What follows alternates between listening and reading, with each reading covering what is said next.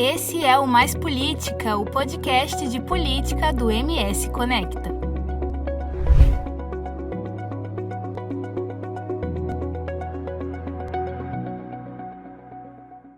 Olá, eu sou Verusca Donato.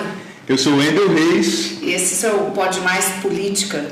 O nosso convidado de hoje é formado em Psicologia e Filosofia, mestre em Educação, já foi vereador de Campo Grande, está no 7º mandato como deputado estadual, foi também secretário de Educação do governo do estado e também líder do governo Zeca do PT lá na Assembleia, onde hoje é segundo secretário da mesa diretora. Obrigado pela presença, deputado. Olá. Obrigado pelo convite. Eu sou Pedro Kemp, deputado estadual. Hoje eu estou ocupando um cargo na mesa diretora da Assembleia e faço parte da bancada do Partido dos Trabalhadores, junto com o deputado Zeca do PT e a deputada Gleice Jane de Dourados. O Mais Política é um oferecimento de Parque Office, seu sucesso é o nosso sucesso. Todeskine é a marca do coração da sua casa. E Magitech, o tempo todo cuidando do seu tempo. Faculdade Instead, você no centro. Boibras, excelência em todos os pontos. E Brandfield, agência criativa. –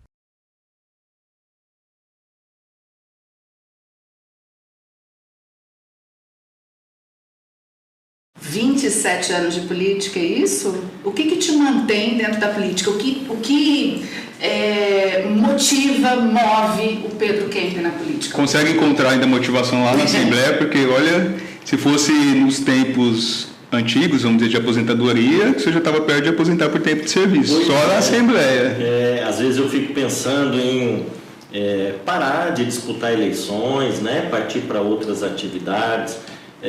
Uma vez eu conversei com a nossa ex-deputada federal, Marta Suplicy, e eu estava dizendo sobre isso para ela, né? Quando a gente entra para a política, a gente acaba deixando de lado as nossas atividades profissionais, né? Eu, como psicólogo, atuei um tempo, depois como professor, né, universitário, trabalhei também na educação especial da Secretaria de Estado de Educação, né? E a minha intenção era fazer doutorado, eu fiz o mestrado, depois queria fazer doutorado e também eu tinha vontade de ser professor universitário concursado, né? Estava até me preparando para um concurso na Universidade Federal. Mas aí eu entrei para a política, fui eleito vereador em Campo Grande e a política é uma máquina assim que nos envolve, né?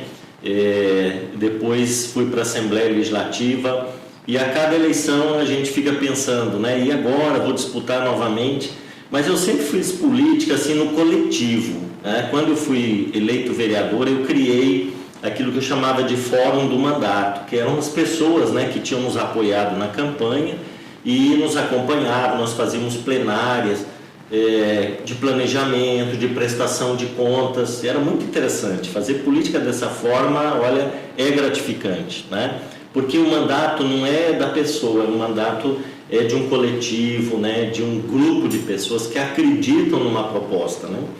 E aí, a cada eleição as pessoas, não, você tem que voltar, é importante você estar lá na Assembleia, você ocupa um espaço que ninguém ocupa, que é fazer a defesa das minorias, fazer a defesa dos direitos humanos, de estar ao lado da parte mais pobre, vulnerável da população, população de trabalhadores rurais, populações indígenas, das mulheres vítimas de violência, dos pobres de um modo geral, né? Eu tenho consciência de que eu tenho feito essa representação na Assembleia Legislativa, dessas bandeiras, dessas causas, né? Mas o senhor ainda tem aquele frio na barriga de quem vai disputar uma eleição e quando começa a contagem dos votos na urna, ainda tem aquele frio na barriga? Será que vai dar de novo? Muito, muito, muito. Cada eleição é uma eleição, né, diferente, é um contexto diferente, é uma conjuntura diferente, né? Eu já disputei eleição em 2018 naquela crise do PT, né? Era muito forte o antipetismo na sociedade. E eu tive, assim, muitas dúvidas, né? Vamos lembrar a crise porque o Lula tinha acabado de ser preso, né? Dilma tinha sido empichada, né? Estou aqui dizendo uma palavra que nem existe no dicionário, mas nós chamamos de golpe, né? Golpe. A Dilma saiu em 2016, né? Teve o impeachment, e depois o Lula logo em seguida foi preso. E aquela operação Lava Jato, né, todos os dias divulgando notícias contra lideranças do PT, e isso passou para a sociedade, né, uma ideia de que o partido era uma organização criminosa. Aliás, eles usavam essa expressão, né, e tentaram colocar um carimbo assim no PT de corrupção, né. Isso ficou muito forte, e na campanha de 2018 e a de 2020, nós enfrentamos muito esse antipetismo, né? E com o tempo, aí veio a Vaza Jato, né? Intercept, né? Divulgando o outro lado da história, que na verdade a Operação Lava Jato, ela foi utilizada como instrumento de criminalização do PT e da esquerda. Mas em 2022 o senhor foi vítima de violência novamente, né? O senhor estava na igreja. Sim. Em 2018, como candidato a deputado estadual, muito forte o antipetismo. Em 2020, eu fui candidato a prefeito de Campo Grande, né? Ainda a gente estava na pandemia, muito difícil fazer campanha na pandemia, né? Em 2022, havia aquela polarização, né? Bolsonaro-Lula, essa última eleição, né? E o nosso estado aqui é muito bolsonarista, né? Então o eleitorado Bolsonaro aqui é maioria, né? Ou foi maioria, e nós tivemos essa polarização em vários ambientes onde eu frequentava, né? E eu cheguei a ser mesmo agredido verbalmente e até fisicamente. Essa última agressão que eu sofri foi na porta de uma igreja, né? Aqui na Afonso Pena. Eu já tinha sido agredido 2 vezes verbalmente, uma vez num restaurante, outra vez numa outra comunidade, e aí nessa última vez foi na porta da igreja, quando um senhor me abordou e começou a me xingar, né? De bandido, de canalha, termos assim, pesados, né? E depois eu comecei a perguntar para ele por que ele estava me xingando daquela forma, né? Eu falei, é porque eu sou do PT? É porque eu voto no Lula? É porque eu represento a esquerda? E aquele olhar de ódio, né? Xingando cada vez mais alto, e ele me deu um murro no peito, né? Eu falei, a que ponto nós chegamos, né? Porque eu estou há tanto tempo na política e a gente discutia com as pessoas que pensavam diferente da gente, né? Mas era uma discussão de ideias, né? De posições políticas, e a gente convivia civilizadamente, né? Agora, sofrer xingamento na porta da igreja, 150 pessoas passando do lado, né? E ainda a pessoa me agredir fisicamente, eu dei graças a Deus, como um bom cristão que eu sou, que aquele senhor não estava armado, porque se ele tivesse armado, acho que poderia ter feito uma besteira, né? Então, assim, Verusca, nesses últimos anos, nós vivenciamos essas situações, assim, desagradáveis, né? E espero que elas não se repitam, mas nós passamos, nós do PT eu falo, né? Um período de crise, e acredito que hoje nós estamos vivendo um outro momento. E com o desempenho do governo Lula agora, né, retomando políticas públicas, sociais, políticas no meio ambiente, em outras áreas, eu penso, economia inclusive, que é muito importante na vida das pessoas, né, eu acredito que a gente vai conseguindo reverter aquele pensamento negativo que as pessoas tinham do PT. Deputado, nós já fizemos aqui nesse comecinho um resuminho de tudo que a gente vai falar, mas a gente vai aprofundar melhor. Não, isso é ótimo, o pessoal já sabe que a gente vai aprofundar e chegar em lugares mais profundos desses mesmos assuntos. E eu queria começar com o senhor falando desse começo praticamente do PT aqui no estado, que é aquela eleição do Zeca, onde o senhor foi eleito vereador naquele contexto. O Zeca perde para o Putinelli por uma diferença de 400 votos, 411, se não estou enganado. Mas o PT deixa ali uma marca que depois vem a eleger o Zeca governador do estado. Eu queria perguntar para o senhor o que o senhor se recorda daquela campanha, para as pessoas que não acompanharam, ou a gente teve esses dias aqui o André Putinelli, que falou o sentimento dele daquela campanha, Eu brinquei até com ele que o Zeca costuma dizer que até mortos votaram, por isso eles ganharam. Aí ele falou que esses mortos devem ter votado no Zeca. E falou até que daria outra surra no PT. O que o senhor, nesse outro lado, enxerga e se recorda daquela eleição? Bom, primeiro assim, eu tenho boas recordações da minha entrada no Partido dos Trabalhadores. Eu ainda era estudante universitário e tenho muitas saudades daquele tempo, porque a gente fazia política com muito idealismo, com sonho, com esperança. Era uma coisa bonita assim dentro da gente. Eu era estudante. Sabe que eu lembro? Vocês arrecadavam dinheiro vendendo pulseirinha do Senhor do Bonfim. Fitinhas, eu lembro de você com a camiseta do PT, branca, com o símbolo do PT no peito. Sim. O Benhur vendendo pulseirinha do Senhor do Bonfim por R$1. É verdade. Para conseguir dinheiro para a campanha. Tenho muitas saudades, Verusca, desse tempo, porque era até uma forma romântica de fazer política, sabe? E, por exemplo, a minha primeira campanha de vereador, a gente pedia para os amigos uma camiseta branca e a gente mesmo imprimia, como é que fala? A estrela lá, imprimia offset, não é. Não, mas uma coisa bem artesanal. Imprimia tinha uma símbolo tela, né? A gente põe em cima da camiseta, passava tinta. Eu acho que é offset, né? Que chama offset, isso. né? Não sei, vamos conferir depois. Mas assim, os amigos levavam a camiseta, a gente imprimia à noite e no outro dia entregava, né? E muitas vezes até a gente comprava algumas camisetas e vendia, né? E as pessoas falavam assim, nossa, mas eu nunca vi alguém comprando material de político, né? Comprando. Normalmente as pessoas ganham um dinheirinho para fazer campanha para os outros, né? Então, assim, era muito bonito, era um grupo de estudantes, né, da universidade. E a campanha do Zeca, né, para prefeito, quando ele perdeu por 411 votos, foi uma campanha linda, foi uma campanha maravilhosa. Assim, eu vejo as fotos daquele período, né? A gente fazia caminhadas assim com 6, 7 quadras na 14 de pessoas, né? Lotadas, 6, 7 quadras lotadas. Bandeiras assim, caminhadas monstruosas assim, muito bonitas. E era uma empolgação, as pessoas batendo lata, cantando, né? E aí quando veio esse resultado, nós perdemos 411 votos. E ao mesmo tempo assim, chovendo denúncias, né, de compra de votos, nós ficamos muito revoltados. Nós fomos lá para frente do TRE, ficamos acampados e pedindo anulação daquela eleição. Tinha muita denúncia de irregularidades, né? E enfim, inclusive o Lula esteve aqui. Nós fizemos, depois que tiramos o nosso acampamento da frente do TRE, nós fizemos uma grande concentração na avenida, ali na frente do Banco do Brasil, né, na 13, com a Praça Ari Coelho, e o Lula esteve num comício que nós fizemos lá, né? Enfim, nós lutamos bastante, não conseguimos anular aquela eleição, mas depois de 2 anos, o Zeca se elegeu governador do estado, né?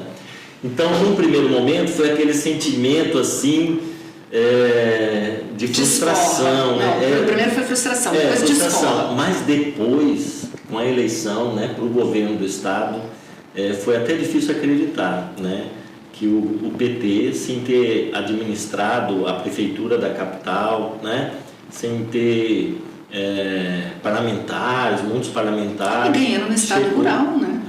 Num estado considerado conservador, né, politicamente, chegar ao governo do estado. E olha que o Zeca ele foi o primeiro governador, né?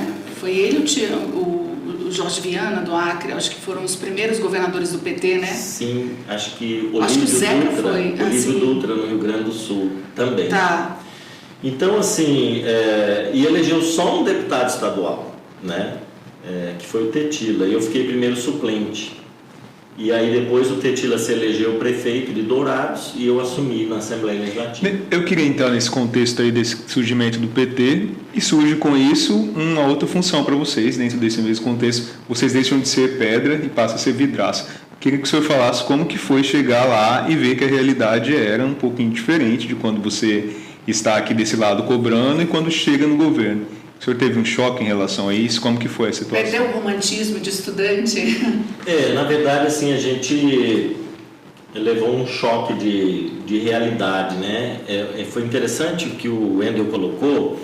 Eu assumi a Secretaria de Educação, né? O Zeca me convidou para ser secretário de Educação e eu era um professor do Estado, estava muito ligado ao movimento sindical e eu estava acostumado a fazer passeatas, ir lá na frente da secretaria, cobrar do secretário. É o outro lado, né? E aí, vou contar até um fato assim, interessante para vocês. No meu primeiro dia na Secretaria de Educação, aquele dia assim, tumultuado, corrido, muita coisa para fazer e etc. Quando deu 6 horas da tarde, eu encerrei ali as atividades, falei, deixa eu respirar um pouco, né? E fui na janela assim e abri a cortina. Na hora que eu abri a cortina, tinha umas 300 pessoas embaixo da sacada da Secretaria de Educação. Falei, mas caramba, meu primeiro dia já estão fazendo greve, né? Pensei que era uma greve de professores. Na verdade, eram os funcionários da Secretaria de Educação que estavam ali esperando o ônibus. E eu não sabia, né? Eu achava que já era um protesto. E na parte dos poderes, né? Todo mundo fica junto ali. E é interessante que quando eu assumi a secretaria, a minha grande preocupação era enfrentar uma greve. Né? Enfrentou? Não cheguei a enfrentar uma greve. Tivemos manifestações de professores, a FETEMES, né? Gloriosa FETEMES, sempre ia lá cobrar as pautas e tal, né? Mas assim, numa das reuniões da nossa equipe de trabalho na Secretaria de Educação, uma vez uma professora, ela me falou o seguinte, secretário, qual que é a sua proposta para a questão da educação para a igualdade racial? Ela era a coordenadora da educação para a igualdade racial. E o que eu estava percebendo? Que ela estava ainda se colocando como uma militante, como uma representante do movimento dos professores, né? E eu falei assim, é você agora que é governo que tem que responder isso, né? E então assim, você tem que fazer todo aquele processo, né, de entender que agora você não está mais ali reivindicando, você tem que dar resposta, né, para os problemas. Então foi uma escola. E o primeiro governo do Zeca, eu sempre falo, foi um governo mais à esquerda, né? O segundo governo já teve que fazer composição, abrir para outros partidos, né? Mas o primeiro governo foi muito interessante, foi um governo mais à esquerda. E eu, na Secretaria de Educação, tive assim, a alegria de implementar uma proposta político-educacional que eu considero bastante progressista, né? Eu fui buscar ideias assim, para o nosso programa no Rio Grande do Sul, né? Porque já tinha experiência. O PT governou a Prefeitura de Porto Alegre várias vezes, né? Seguidas, e governou o estado, né, do Rio Grande do Sul, e nós tínhamos um governador do PT no Distrito Federal, que era o Cristóvão Buarque, e lá ele implantou uma proposta que eu achei bastante interessante, e nós fomos conhecer essas propostas, né? Com isso fundamentamos o nosso trabalho.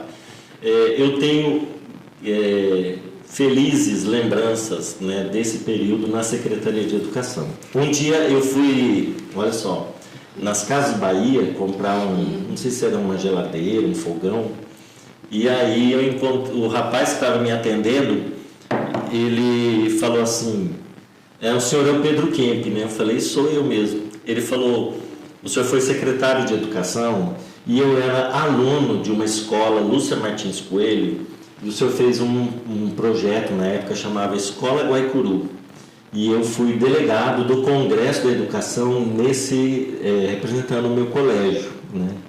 E ele falou assim, foi uma época assim, marcante na minha vida. Rapaz, eu quase chorei assim, né, nas Casas Bahia, ouvindo aquele depoimento. Falei assim, que legal, né? Valeu a pena, foi uma proposta que a gente implementou e eu encontro até hoje pessoas que lembram daquele trabalho, né? Qual que é a diferença, o senhor falou desse Pedro e da saudade desse sonho lá do início? Qual que é a diferença que o senhor vê desse Pedro lá, do comecinho, para o Pedro hoje já, depois de passar por governo 7º mandato como deputado, já viu muita coisa na política, já precisou dentro do próprio partido entender e ser minoria e aceitar coisas que talvez não concordasse. Qual a diferença que tem desse Pedro lá para esse Pedro hoje aqui mais experiente na política? Wendel, eu procuro fazer um exercício praticamente todos os dias quando eu chego na Assembleia de não perder esse entusiasmo, né, inicial de quando eu entrei, comecei a militar no PT. Primeiro que quando eu me filiei ao PT, eu nunca esperava ser candidato, né? E a primeira vez que eu saí candidato fui incentivado assim por um grupo de estudantes na universidade, né? Eles queriam um candidato representando os estudantes. E como eu disse, né, a gente sonhava muito, aquele idealismo todo, né? E é claro, eu passei por muitas situações nesses anos, me decepcionei com muita coisa na política, né? Como que, por exemplo? Olha, eu vou falar assim de alguns projetos que eu apresentei e você às vezes assim fica pensando que são situações que vão envolver e cativar todo mundo, porque são temas importantes, como a questão do meio ambiente aqui no nosso estado. E o nosso estado, ele é muito forte aqui, o agronegócio, né? E às vezes você encontra resistências entre os deputados na Assembleia Legislativa de avançar na política ambiental, proteção aos recursos naturais que nós temos. O nosso estado é um estado que tem 2/3 do Pantanal, né? Eu vejo agora o avanço da soja no Pantanal, né? Apresentei um projeto que inclusive foi pensado pelo nosso companheiro Amarildo Cruz, né? E o projeto morreu no nascedouro ali na Comissão de Constituição e Justiça, né? Não houve nenhuma abertura para uma negociação, né? Para quem sabe melhorar o texto do projeto. Então você percebe que às vezes interesses outros, né, se sobrepõem ao interesse da sociedade, né? O senhor se decepcionou também com o próprio partido? Porque, por exemplo, o senhor hoje é o PT raiz, né? Vamos dizer assim, aquele PT da porta das escolas, das greves, que vendia fitinha do senhor do Bonfim para poder arrecadar dinheiro. Desse PT novo agora, da Camila Jara, desses novos políticos do PT que estão chegando? Nós temos no PT lideranças novas que estão surgindo, como você citou, Tiago Botelho em Dourados, né, Camila Jara, e eu fico muito feliz com isso. Eu fico muito feliz porque eu já estou assim... Tem debate de ideias, não? Tem sim, mas assim, eu me identifico muito com essas duas novas lideranças. Você está enxergando alguém que pode de repente receber esse bastão? Exatamente. Eu fico pensando assim, puxa, se eu parasse agora já tinha gente que ia continuar um pouco de tudo que eu acredito, né? Mas também, você perguntou se eu me decepcionei com o PT, né? Já me decepcionei também com o PT, porque no PT tem figuras que têm uma forma viciada de fazer política, né?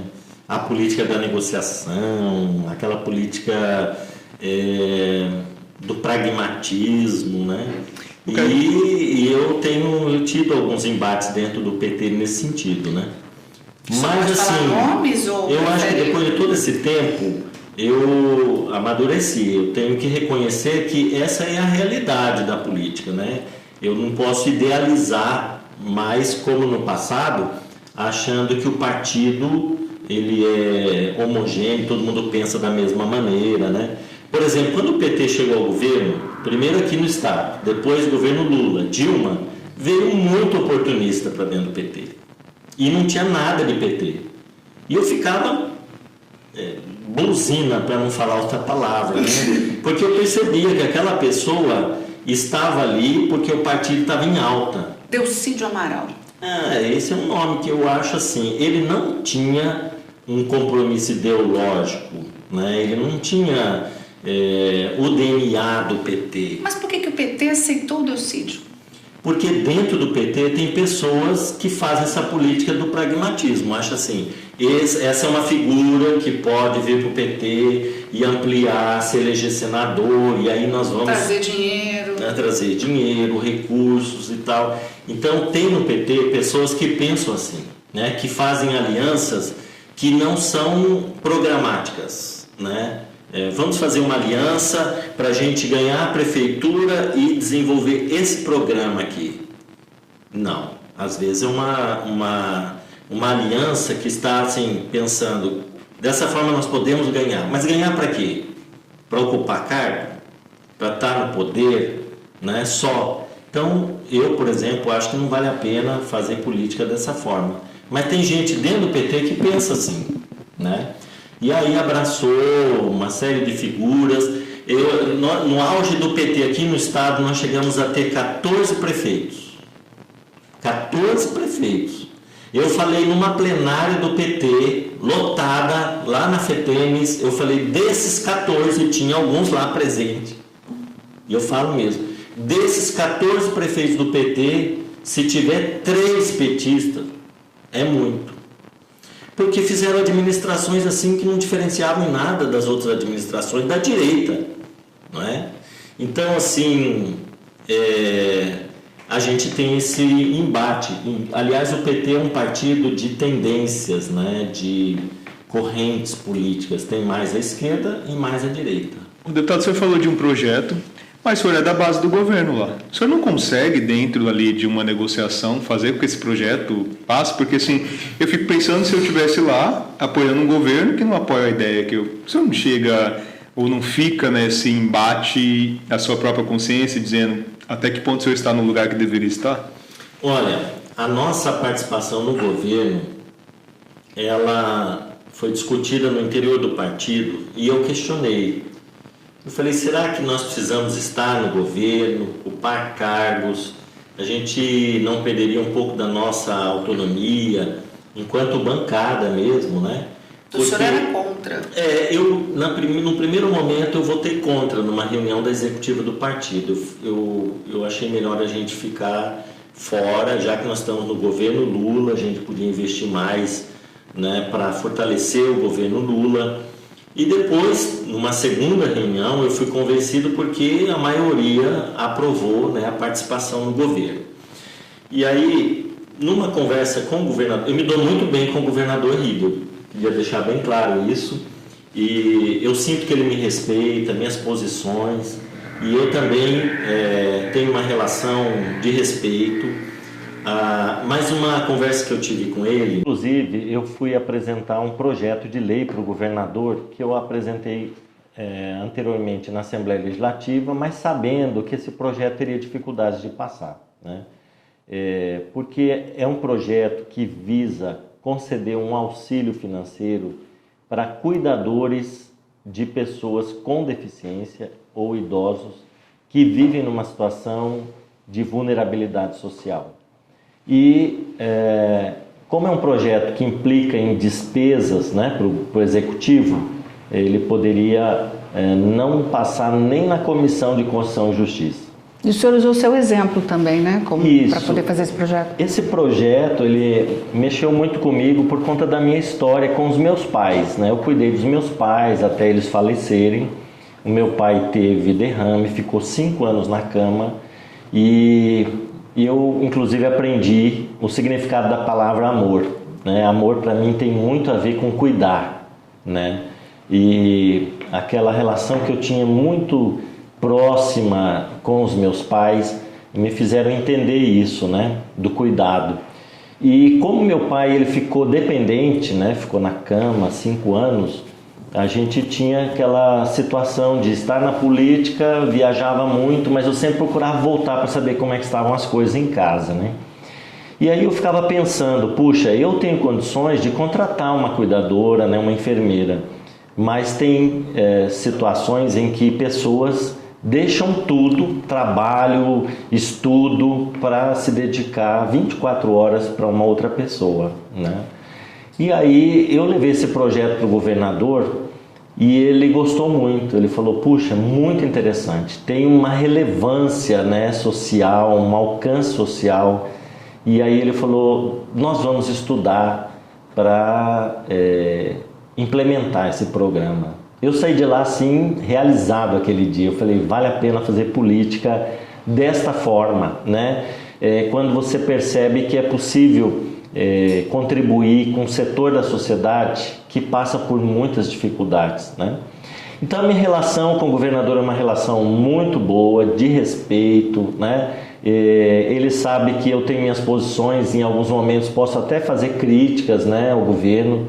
Eu, por exemplo, já fiz críticas, né, na questão da educação, quando você tem hoje uma realidade de diferença salarial entre professores contratados e concursados, né, que eu considero uma grande injustiça, porque são professores que realizam a mesma atividade, têm a mesma formação e uns recebem a metade que outros, né?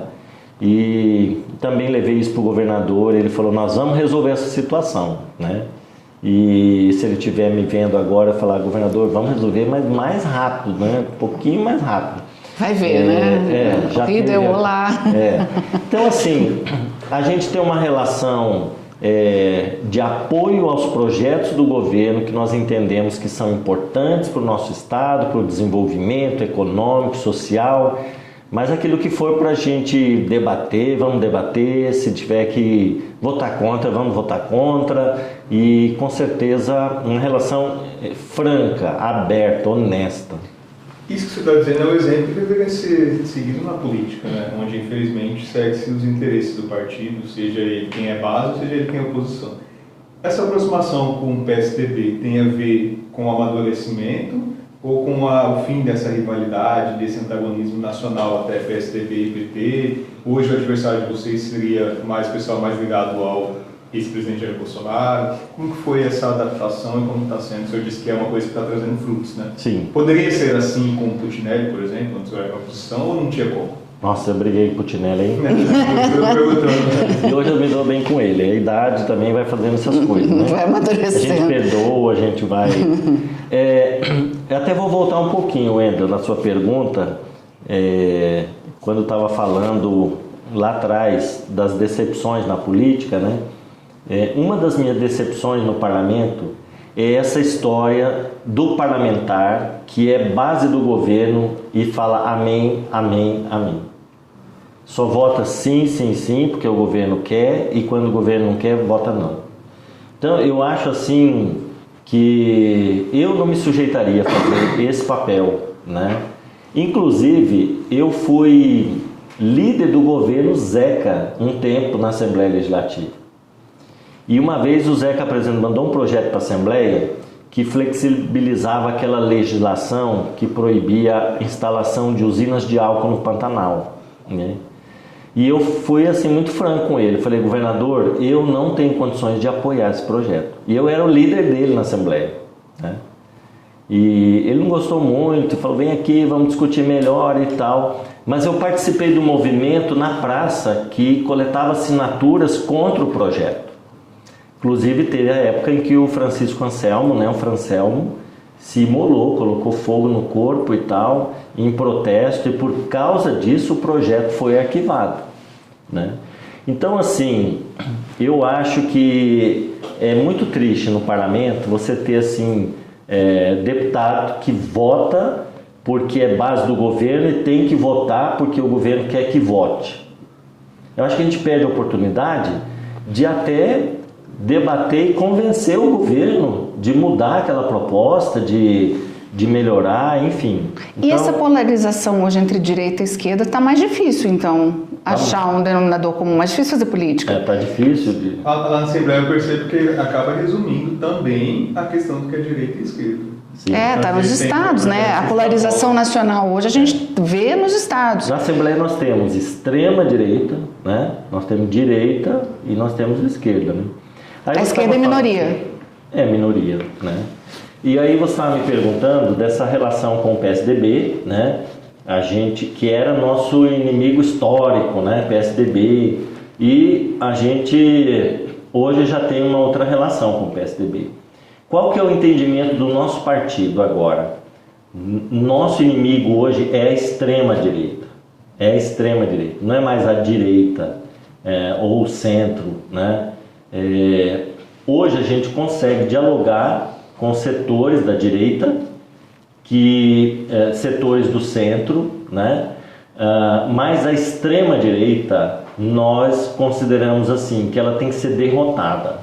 Ela tem que ser derrotada.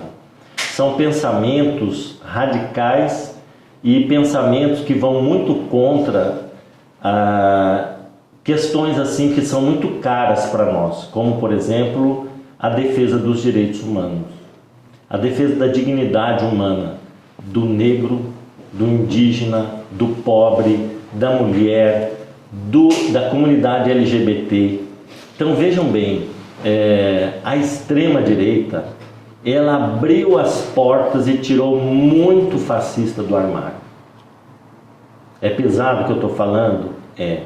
Mas eu fui agredido na porta da igreja por pessoas que não concordam com o meu pensamento. E isso é a barbárie, isso não é uma convivência democrática. Não tem nenhum problema eu pensar diferente de você. E a gente discutir, né? E vença a ideia que tiver que vencer, da maioria. Agora, partir para agressão, por exemplo, as pessoas incentivarem, né, o armamentismo, a violência, discurso de ódio, isso é inaceitável. Eu perdi um amigo e a repercussão aqui na cidade foi grande. Ele era dentista, estava atuando como voluntário na fila da vacinação na época da Covid, no Albano Franco. Ele era homossexual. E aí uma senhora chegou na fila e disse assim: a minha filha não vai ser vacinada por um viado. Esse menino, que era uma pessoa maravilhosa, era uma pessoa boníssima, uma pessoa assim,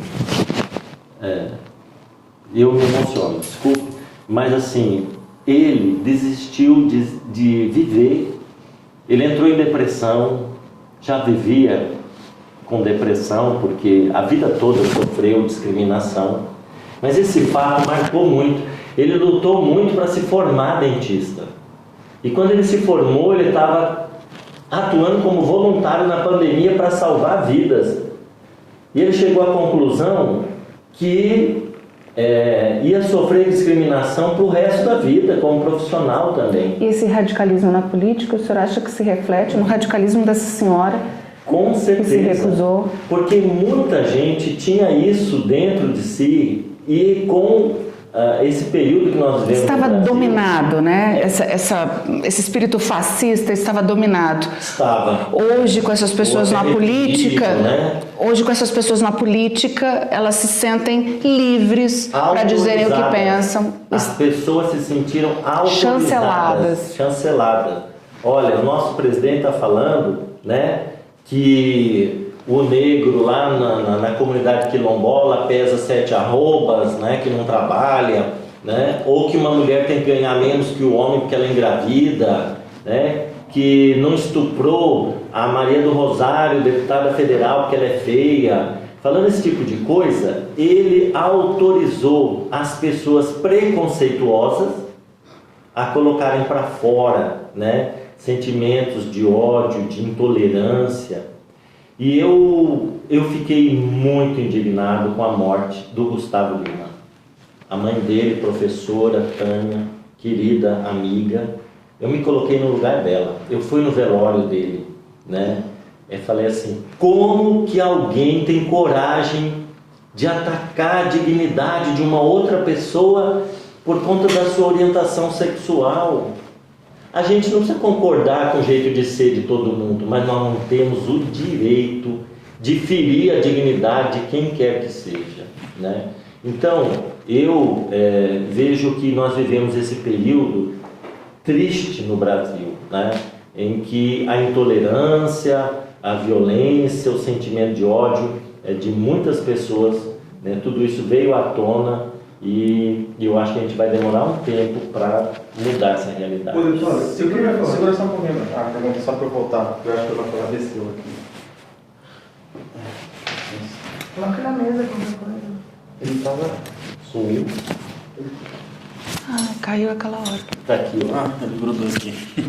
Será que não pegou o som? Pegou, é que ele fica mais baixo daí só. E eu tava quase gritando nessa hora, né?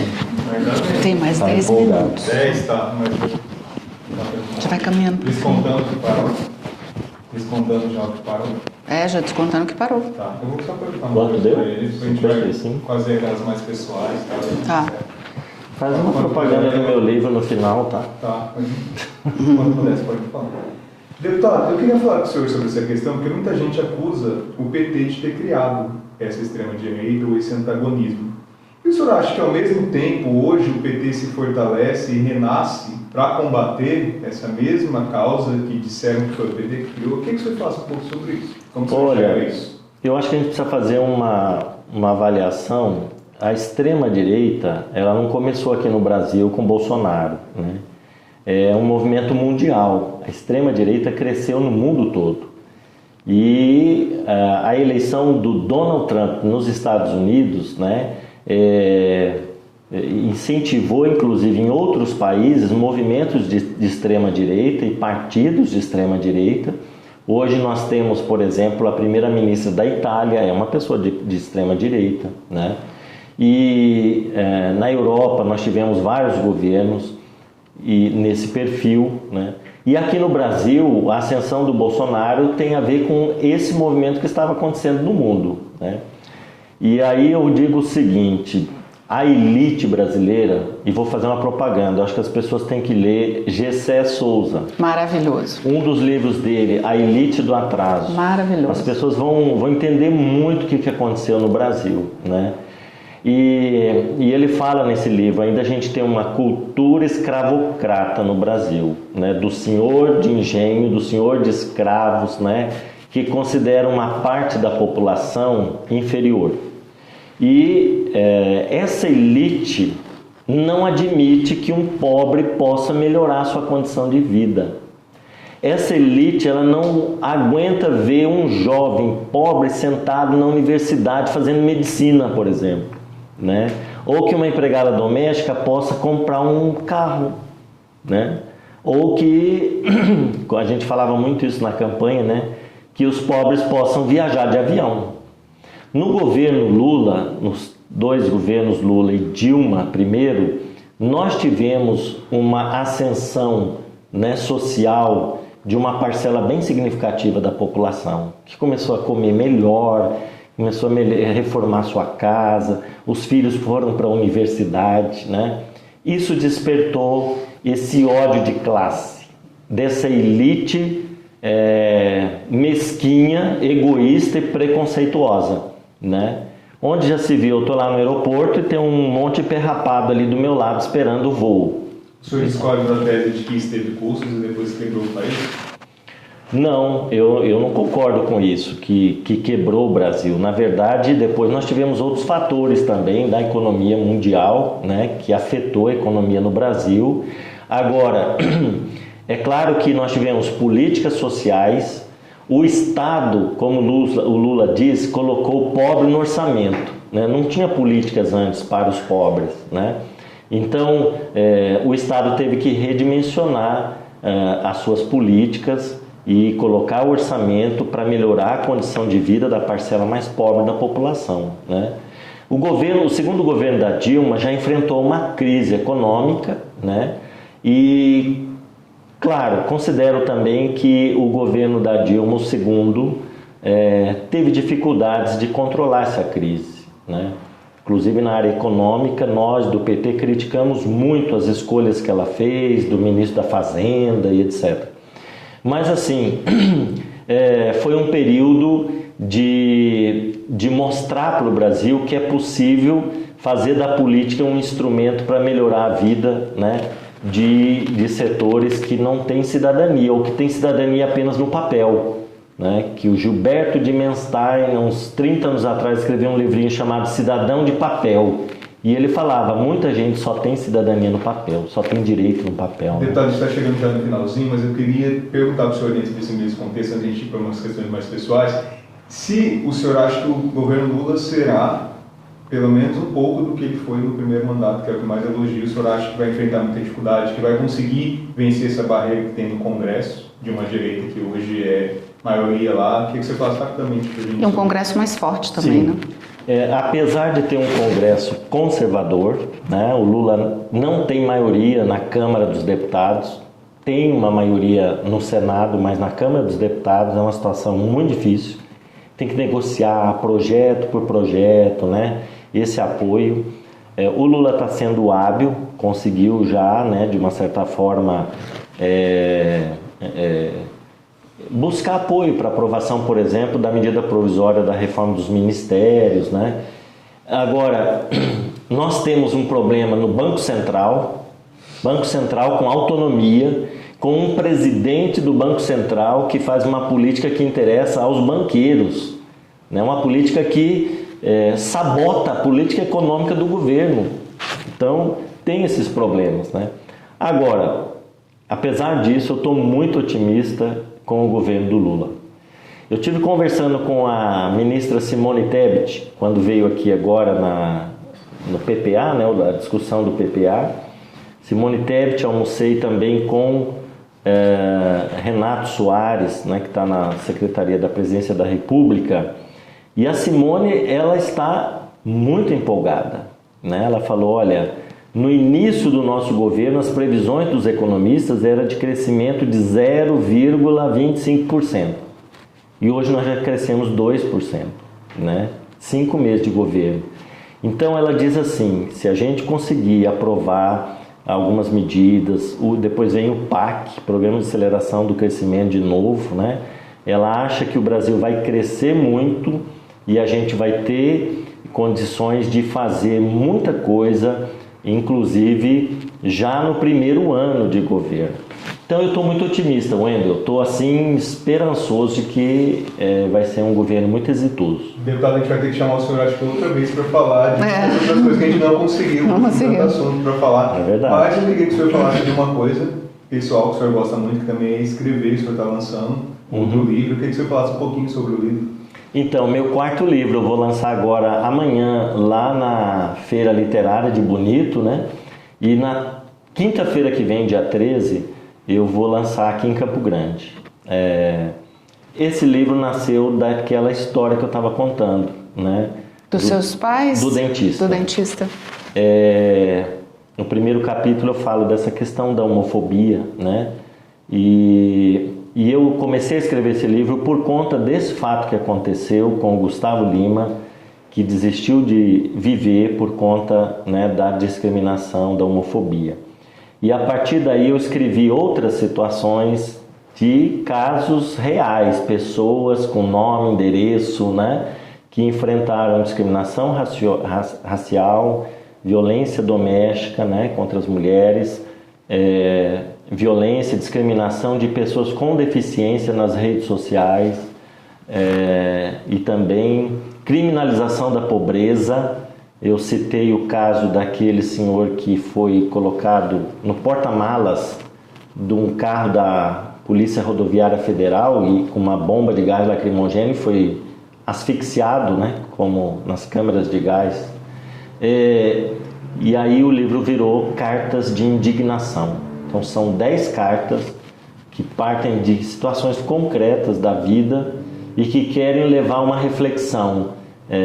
Que mundo, que futuro nós estamos construindo, né? De uma sociedade da barbárie, né? Da intolerância, da violência, do preconceito, ou se a gente quer construir um mundo de igualdade, de justiça, de fraternidade e de felicidade para todo mundo. E a política tem que ser esse instrumento para trazer felicidade para as pessoas. Então a gente agradece. Vamos para uma próxima? Vamos. Daqui um tempo? Olha, A gente vai ter mais novidades. Opa!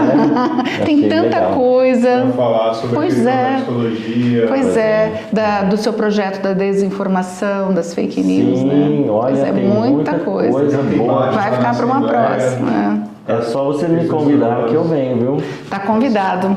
Olha, eu quero agradecer a sua audiência. A gente está no Parque Office, que é esse lugar lindo, maravilhoso, de onde a gente grava esse Pode Mais Política. Muito obrigada, deputado. Eu que agradeço. Obrigado, deputado, e a gente se encontra em uma próxima oportunidade.